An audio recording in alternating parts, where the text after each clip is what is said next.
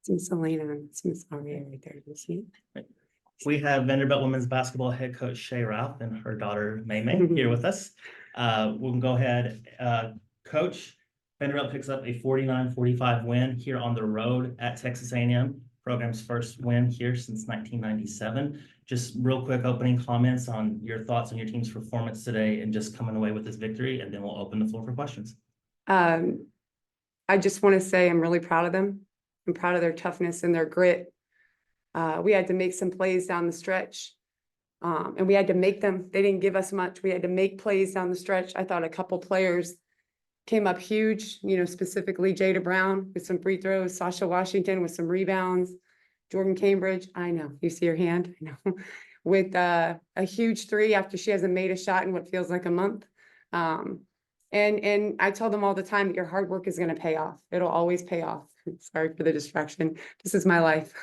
But to see it pay off for the whole group today, thought it was really a group effort.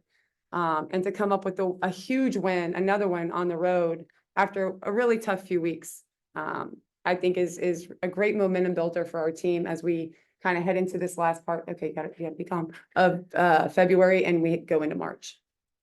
Go ahead and open the floor for questions. Go ahead, raise your hand. We will start with Elena Morris, VandySports.com. Go ahead, Elena.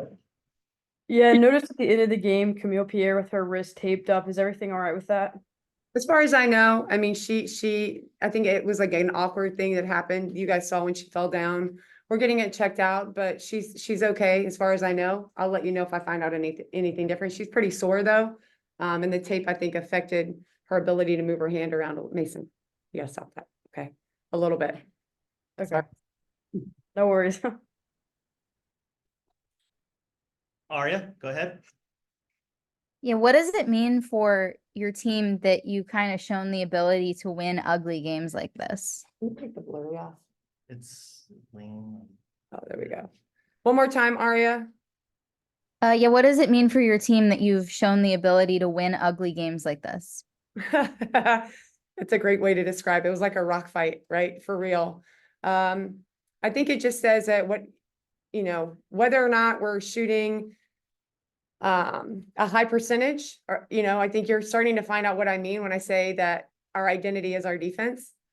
Okay, let's stand up here. Is it her? Can you take the blurry off? Yeah. Okay. All right. I was focusing. Sorry, baby. It's okay. You stand right there. I think at the end of the day, I don't care what the game looks like. I think we're going to have ugly games, and we're going to have them in the SEC because that's generally, it's pretty physical. You're going to get beat up. There's going to be a lot of contact at the rim, and you just have to kind of fight your way through it. And so I thought today too, we shot better. We haven't shot the ball great recently. And I felt like we did a better job specifically in the second half of not turning the ball over for layups. That's been something that's plagued us as well. That's ugly to me. So there are going to be games where we miss shots. But we can't have games where we make defensive mistakes. And when it becomes physical like this, what I thought our team did really well down the stretch was making sure we got bodies on them and not giving them too many second opportunities and not fouling too much at the rim. So doing that against bigger, stronger, more athletic teams, not putting them on the free throw line and coming up with the ball, it's hard. It's hard. And it's hard to replicate that in practice. But hopefully you guys are seeing some of the things that I've been talking about. Hey, we got to learn this. We got to get better at this. I felt like today, especially down the stretch, we did the things we had to do to come away with it, specifically things we haven't done before in games we've lost. Last couple rounds of questions here. Elena, go ahead. Yeah, Jada Brown's someone who hasn't seen a ton of time in conference play. What went into your decision having her late into the ball game, and what did it mean for you to see her make both of those free throws? So remember when I told you guys that I'll pay attention to practice and I'll watch practice and I watch shoot around. Okay, so we shoot free throws a lot in practice, and I make them give me a percentage. Our team goal for when we shoot them in practice with nobody in the gym, nothing really going on, is 90%. Almost every time Jada Brown gets 10. Almost every time. And I felt like she did some really great things defensively early on. She's been playing with a lot of confidence.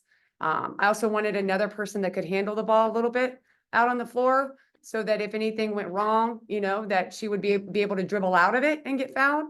And then she's smaller, but she's a good defender. had we gone back down had an opportunity to stop and go back down on defense, I would have put Camille in. It was more of like an offense defense thing. But I felt really confident that if Jada had the opportunity to knock the free throws in, she would. And she did.